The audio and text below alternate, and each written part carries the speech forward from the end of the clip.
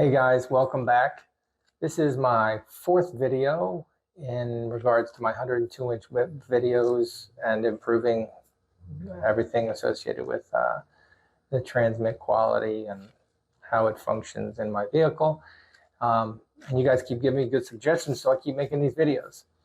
This one, though, involves something a little silly in my eyes, but I just want to do it as an experiment. Essentially, I'm putting a metal mesh screen in the driveway, connecting that metal mesh screen to 4-tap con screws, then connecting that via a wire to an 8-foot copper ground rod that I drive into the ground next to the driveway. But I also have a static ground strap attached to my vehicle, so as I drive home into the same spot in my driveway, it will make contact with this metal mesh screen every day when I park, hopefully making continuity from the top of my antenna mount through the vehicle, through the screen, mesh, and wire to the copper ground rod. So we're going to run some tests also, and later on in the video I'll discuss the theory, pros and cons of why I would do such a thing. Here's some key points for this video. Number one, I'm going to drive an 8-foot copper ground rod in the ground. Number two, we're going to connect this metal mesh to the ground rod via an 8-gauge power wire. Number three, we're going to check for continuity from the ground rod to the static ground strap. Number four, we're going to check continuity from the antenna mount to the ground rod. Number five, we're going to display the static strap while driving, parking, and engaging the metal mesh. And number six, and finally, we're going to discuss the pros and cons of doing this project. But most of all, guys, I really need your input. This is just an initial video, part one. I would really like a part two, and I want to do a bunch of tests that all of you recommend. I saw this trick from someone on YouTube using a bottle of water to drive a copper ground rod into the ground.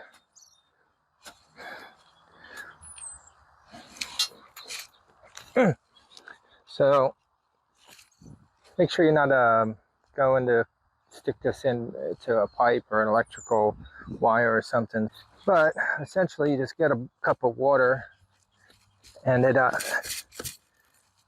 don't know, without rocks, I guess it'll help you drive the copper ground rod into the ground. So you just put some water in there.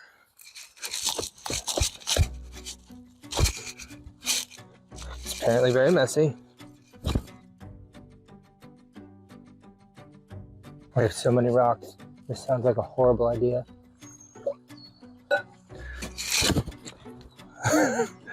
He was right. It's messy.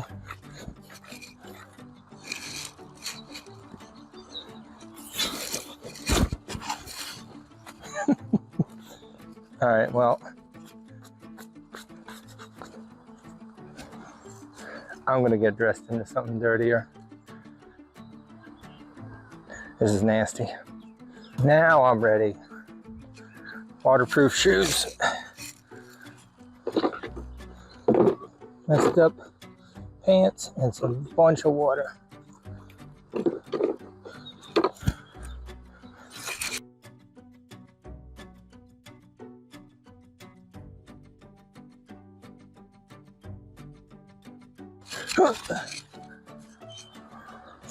Without any power tools, I got that down pretty far.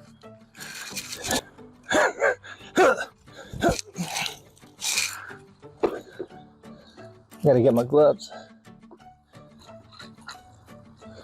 All right, I don't know how far I'm gonna get this.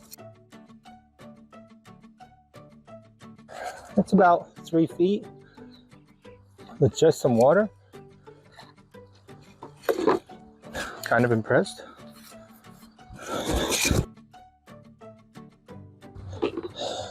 Like I said, this is Georgia clay and rocks and stones. The clay will turn into rocks.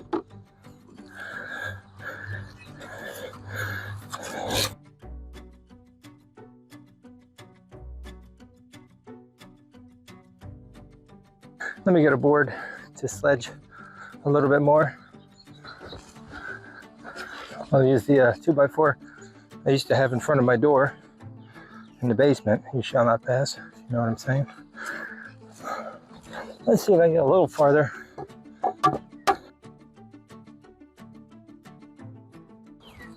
Let's see.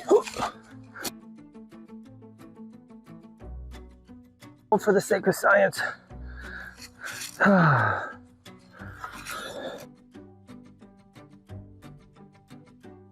feel like I should have practiced with the shake weight.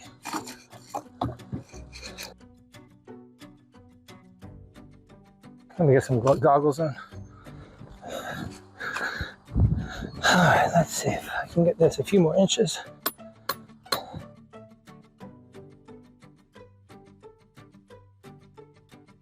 Oh, I like it. I'm never getting it out of there though. Let's try my fancy new Irwin vice grips.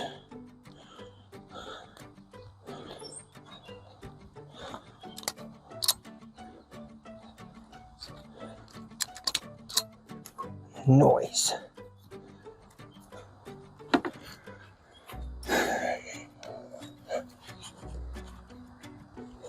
I'll hide the rest of that cable.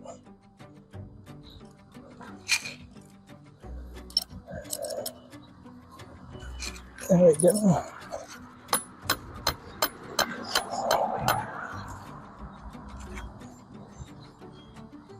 Just low enough that my mower won't destroy it. And I'll hide this wire. Now I can run some tests. What I did was I drove an 8-foot ground rod all the way in to the ground next to the driveway. I have an 8 gauge, this is just a test, so a little 8 gauge wire connected, and I ran it over there, and I have a little multimeter black part there attached to it, and I'll show you where they both run.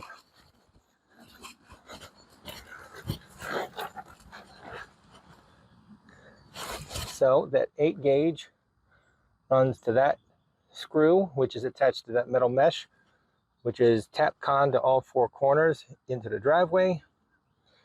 And there's a multimeter, and there is a copper ground strap, which I have cleaned off and attached to my chassis, and is attached to the ground, which it flops all around, and it makes contact when you're at a stoplight and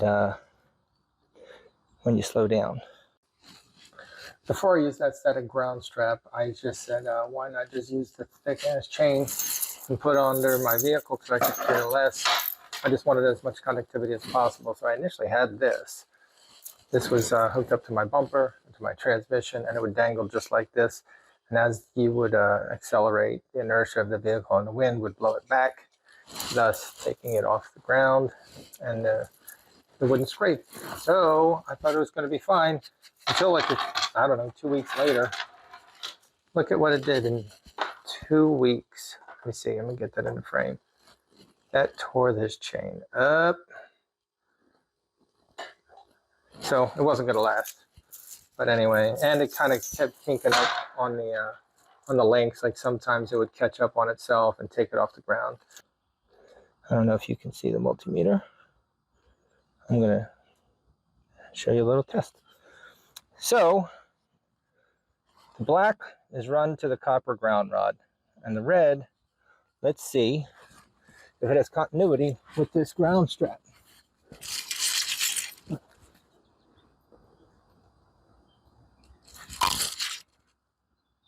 0.4, 0.3. All right, I'm going to take it off.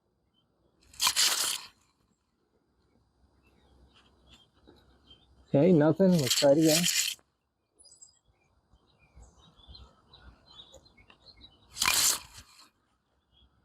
Point 4.3. Is that good or bad? I don't know. Let's have a conversation about it. All right, now that we have continuity from the static ground strap to this copper ground rod, let's see if we have continuity all the way from the ground rod to the metal sheet to the ground strap to the chassis, from the chassis to the body, all the way up to where it all began, the antenna mount. So I got a multimeter up here. Let's set it to ohms, 0. And let's check continuity all the way back to this bolt here on the antenna, 1.6. Let's take it off. Nothing.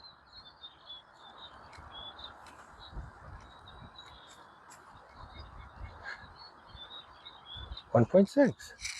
Continuity all the way.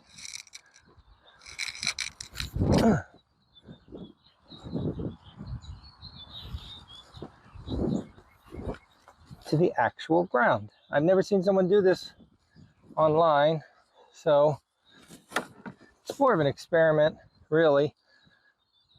I just want to create a discussion because I've seen explosive experts that will drag a chain behind their vehicle, so in case there's an electrical strike or lightning strike, that it doesn't detonate everything inside the vehicle. And you know how the vehicle creates a shielding effect, so it will go around the body, and electricity should go all the way to the ground where they drag a chain behind them. Disclaimer, just to cover my butt, I don't recommend anyone try this or try at your own risk. Our experiment today involved grounding my vehicle directly to earth.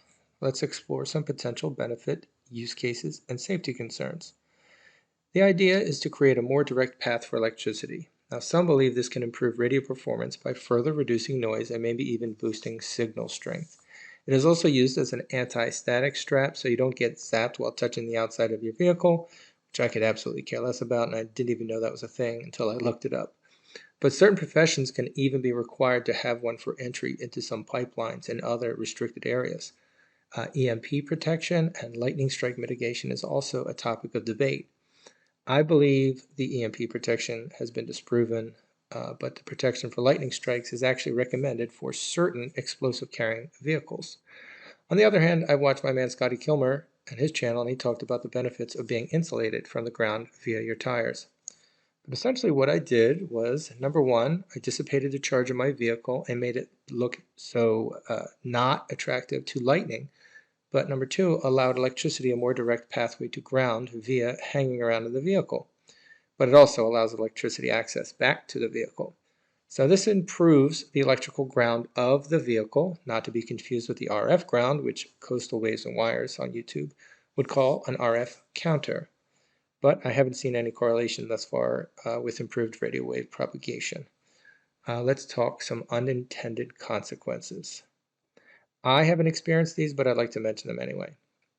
Some electrical system issues, corrosion, and those lightning strikes we talked about. In a worst case scenario, lightning could travel through the strap and damage your vehicle's electronics. I suppose the proximity of the lightning is most conclusive whether or not this technique is effective. Of course, any direct lightning strike would destroy anything and everything. Remember, proper bonding within your vehicle is a much safer and more reliable way to improve radio performance. It creates a more solid ground plane without the risk associated with grounding to earth. And remember, any electrical engineers out there, other than telling me what a horrible idea this is, please give me some tests and experiments to run using this system, and I'll make a follow-up or part 2. Okay, guys, you're great. I really appreciate all my viewers. Thanks for watching.